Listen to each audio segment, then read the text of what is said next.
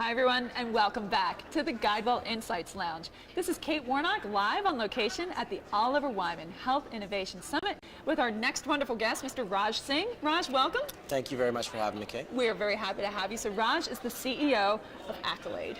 Yes. Yeah. All right. Let's get into the right. questions. So, Raj, earlier this year, you had this to say about taking a board of advisors position with a tax software company. This was your quote.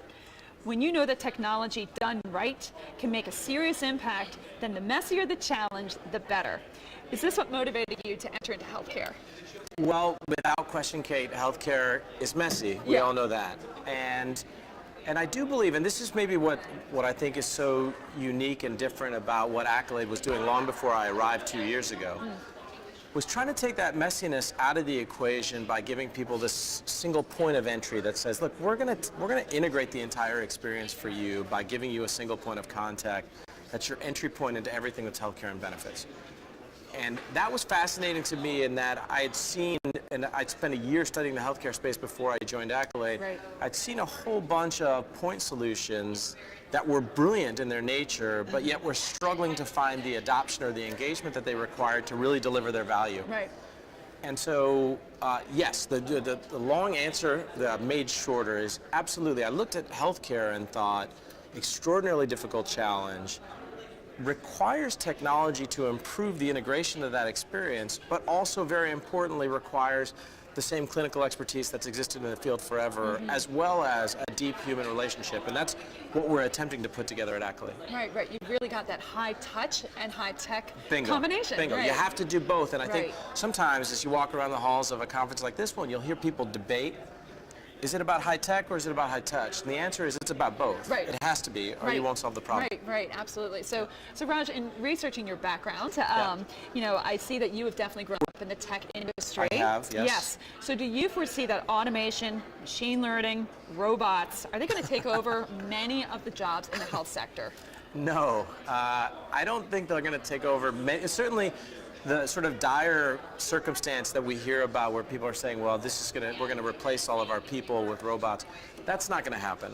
At the core, a healthcare journey is about you, about your family, about someone you care about, someone you love. That journey requires a human being, requires trust, ultimately, first and foremost, before a journey can be made productive. Right. You need to build a trusted relationship with someone. And so at Accolade, we believe a human will always be a part of that equation. Right. Now that said, can we use machine learning or artificial intelligence to improve our outcomes by learning from every experience that we have with a consumer? Absolutely. Can we use machine learning to guide people to the right content as they're going through their healthcare journey and be very smart about what content we guide them to? Absolutely we can.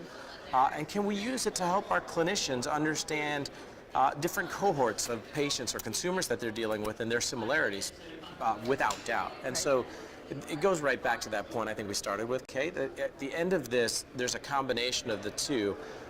Will primary care physicians and surgeons and specialists go away?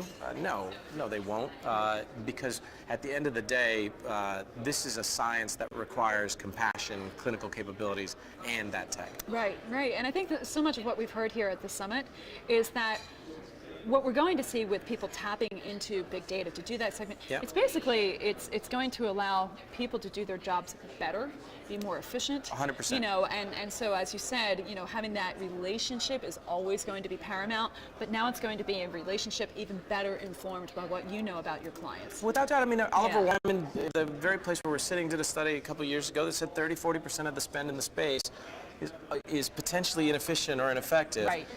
If we can go after that 30 or 40% while maintaining human relationships by improving productivity, improving decision making, improving an understanding of the consumer and everything, all of the context that's associated with that consumer, we've made a massive dent in the healthcare system in terms of improving it.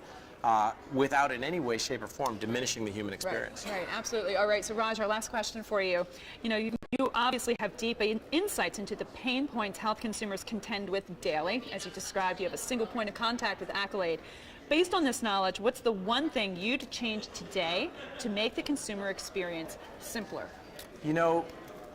There are a million initiatives roaming these halls right now around population health and consumer experience and the consumerization of healthcare. Right. That's true. One of the things that all of those things have brilliance to them. Every one of the companies here that's espousing those capabilities has some brilliance to their offerings. But it's very difficult in our industry today to share information. For information to go from one place to the next across lines, because consumers cross lines. They work with multiple businesses. Right. They work with multiple carriers oftentimes, or multiple clinicians oftentimes. And for that information to flow seamlessly from one place to the next in an open, interoperable platform, that doesn't exist today. Right. And if it did exist, or when it does exist, that's the optimist in me, when it does exist, consumer experiences will improve and outcomes will improve. Yes, I totally agree. It's funny, we just had Charles Barati on before you, and we asked him the interoperability question, and he said, not in the near term. He said, I'm not going to be so pessimistic to say it will never happen, but he said, it seems so far off. I agree. It does. It does. And really, too, Raj, isn't it around how you align incentives so that people are incented to have that data compatibility, to have it the free flow? 100%. So, I mean, it's such a multi-pronged issue. That You're 100% right, Yes. Katie. As we move away from fee-for-service towards value-based care, where we're aligning incentives across the entire healthcare ecosystem, we'll create more incentives for that to happen. Or as you find companies, hopefully like Accolade, that reach mass and are serving tens of millions of people, and have an opportunity to collect that information on their behalf. So we have opportunities to, if we do it right, we create these data assets and then we open them up. Right. We don't close them off. Right. All right. Well, Raj, you paint such a nice, optimistic future. So I'm really glad that we had you here today. Well, thank you for having me. My pleasure in the GuideWell Insights Lounge. This is Kate Warnock. Thank you so much for watching.